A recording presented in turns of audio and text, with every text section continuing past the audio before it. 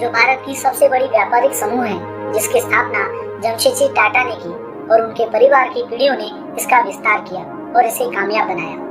रतन टाटा का नाम वर्तमान में भारत के सबसे बड़े व्यापारियों और निवेशकों में आता है। ये जमशेदजी टाटा के वंशज हैं, जिन्होंने टाटा कंपनी की शुरुआत की थी। आइए आपको उसी सफल व्यापारी और निवेशक रतन टाटा की जीवनी से रूबरू करवाते हैं। रतन टाटा का जन्म 28 दिसंबर 1937 को सूरत में हुआ था।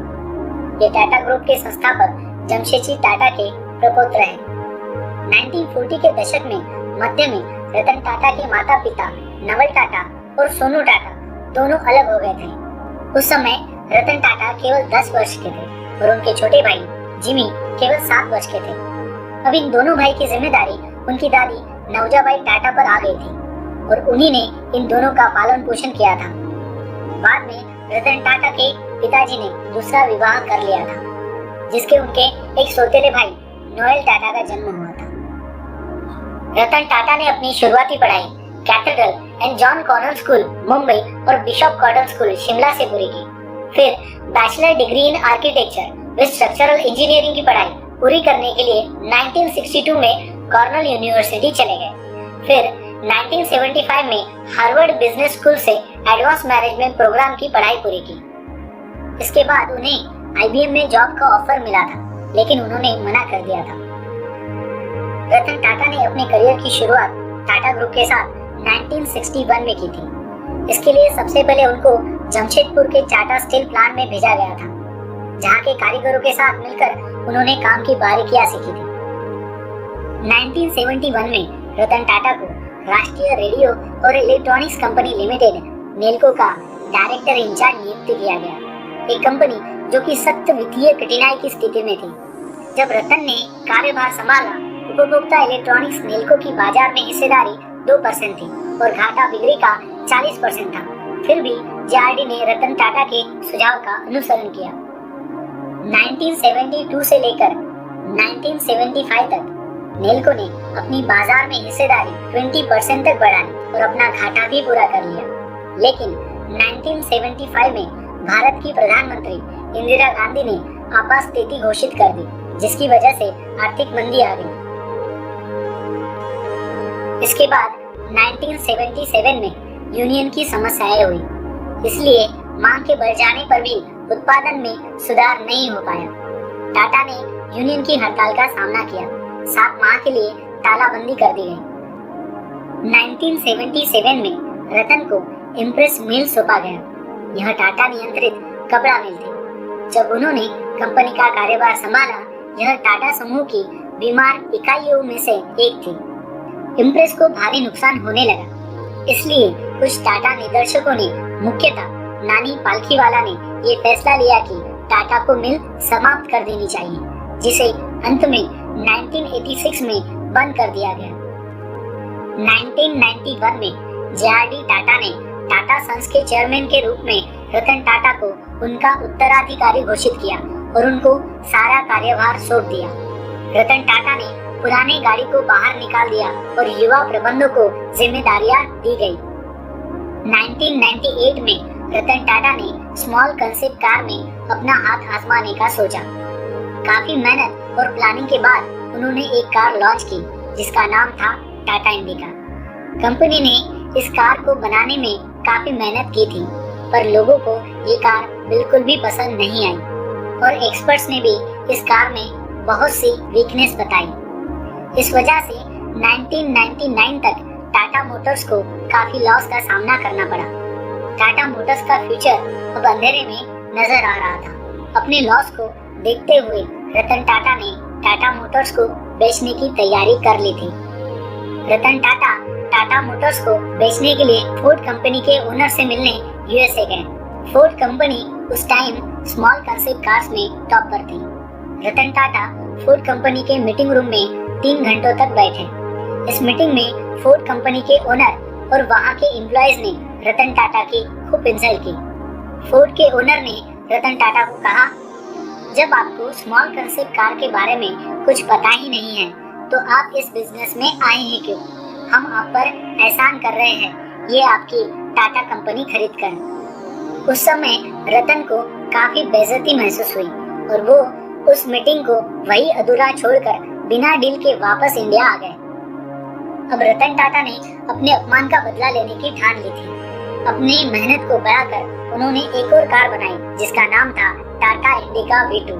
ये कार पहले वाले कार से काफी अच्छी थी और मार्केट में लोग इस कार को काफी पसंद कर रहे थे और इसी वजह से टाटा मोटर्स का प्रॉफिट काफी बढ़ गया और 2004 तक Tata Motors small concept cars में काफी आगे निकल गई। वहीं फोर्ड की कार्स उस समय फ्लॉप होती जा रही थी। लैंड रोवर और जैगुआर कंपनी बहुत ज्यादा लॉस में चली गई। 2008 में फोर्ड के ओनर ने लैंड रोवर और जैगुआर कंपनी को बेचने के लिए किसी कंपनी को ढूंढ रही थी। रतन टाटा ने फोर्ड के ओनर से कहा कि लैंड रोवर और जैगुआर कंपनी को खरीदने के लिए तैयार हूँ।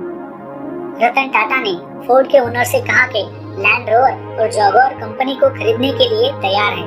तभी फोर्ड के ओनर ने रतन टाटा से कहा, आप हम पर बहुत बड़ा एहसान कर रहे हैं लैंड रोवर और जैगुआर कंपनी खरीद कर। इस डील के बाद रतन टाटा ने लैंड रोवर और जैगुआर को उस ऊंचाई पर ले गए जहां कभी फोर्ड उन्हें नहीं ले जा सके। रतन टाटा को भारत सरकार ने 50वें गणतंत्र दिवस पर 26 जनवरी 2000 को उद्योग एवं व्यापार क्षेत्र में पद्म भूषण से सम्मानित किया था। फरवरी 2004 में रतन टाटा को चीन के जोजियांग प्रांत में हागजू शहर में मानद आर्थिक सलाहकार की उपाधि से सम्मानित किया गया। मार्च 2006 में टाटा को कॉर्नेल विश्वविद्यालय द्वारा 26वें रॉबर्ट ए सम्मान से सम्मानित किया गया। 2007 में उन्हें विश्व के 25 सबसे प्रभावशाली व्यक्तियों की सूची में रखा गया। 31 जनवरी 2007 को रतन टाटा की अध्यक्षता में टाटा सन्स ने कोरस ग्रुप को सफलतापूर्वक अधिग्रहित किया, जो एक एंग्लो डच एल्यूमिनियम और इस्पात निर्माता है। इस अधिग्रहण के साथ रतन टाटा भारतीय व्यापार जगत में एक प्रतिष्ठित व्यक्ति बन गए। इस विलय के फलस्वरूप दुनिया को 5वां सबसे बड़ा इस्पात स्टील मैन्युफैक्चरर इंस्टीट्यूट उत्पादक संस्थान मिला। नवंबर 2007 में फॉर्चून पत्रिका ने उन्हें व्यापार क्षेत्र में 25 सबसे प्रभावशाली लोगों की सूची में शामिल किया। रतन टाटा का सच हुआ सपना उनकी टाटा नैनो कार 2008 में।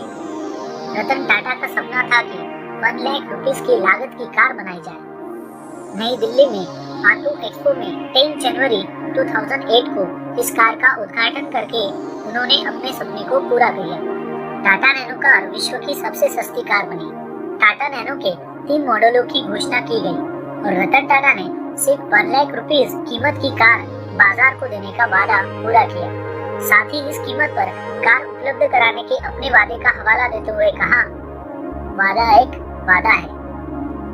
मई 2008 में टाटा को टाइम पत्रिका की 2008 की विश्व के 100 सबसे प्रभावशाली लोगों की सूची में शामिल किया गया। टाटा की अपनी छोटी 1 लाख रुपीस की कार नैनो के लिए सराहना की गई, उन महत्वपूर्ण व्यक्तियों में से एक जिसने अपने वादे का पालन किया। 2008 में उनको दूसरा बड़ा नागरिक सम्मान पद्म विभूषण से भी सम्मानित किया गया। 26 मार्च 2008 को रतन टाटा के अधीन टाटा मोटर्स ने फोर्ड मोटर कंपनी से जगुआर और लैंड रोवर को खरीद लिया। जगुआर और लैंड रोवर 1.15 अरब डॉलर में खरीदी गई। रतन टाटा एक शर्मीले व्यक्ति हैं। समाज की झूठी चमक दमक में विश्वास नहीं करते हैं। सालों से मुंबई के कोलाबा जिले में एक किताबों एवं कुत्ते से भरे हुए बैचलर फ्लैट में रह रहे हैं। रतन टाटा भारत में विभिन्न संगठनों में वरिष्ठ पदों पर कार्यरत हैं और वे प्रधानमंत्री की व्यापार एवं उद्योग परिषद के सदस्य हैं। रतन टाटा अपनी एनुअल इनकम में से हर साल 66% हिस्सा डोनेट कर देते हैं। टाटा ग्रुप को 2015 में 108 बिलियन का प्रॉफिट हुआ था, जो कि रतन टाटा ने हमेशा की तरह अपना 66% हिस्सा डोनेट कर दिया। इंडिया में ऐसा कोई भी बिजनेसमैन नहीं है जो अपनी इनकम का 66% हिस्सा डोनेट कर देता हो। अगर रतन टाटा ने ऐसा डोनेशन देना बंद कर दिया तो दुनिया की कोई भी ताकत रतन टाटा को दुनिया का सबसे अमीर इंसान बनने से नहीं रोक सकती। दुनिया की सबसे सस्ती कार टाटा नैनो और लैंड रोवर और जगुआर जैसे महंगी कार कंपनी के ओनर रतन टाटा ने कहा है, सत्ता और पैसा ये दोनों सिद्धांत मेरे नहीं हैं। आगे बढ़ने के लिए जीवन में उतार चढ़ाव बहुत जरूरी है, क्योंकि ईसीजी मशीन में भी एक सीधी लाइन का मतलब होता है जिंदगी खत्म। 28 दिसंबर 2012 को रतन टाटा अपने 75वें जन्म दिवस पर अपने सभी पदों से सेवानिवृत्त हो गए। रतन टाटा के भारतीय व्यापार को बढ़ाने के योगदान को देश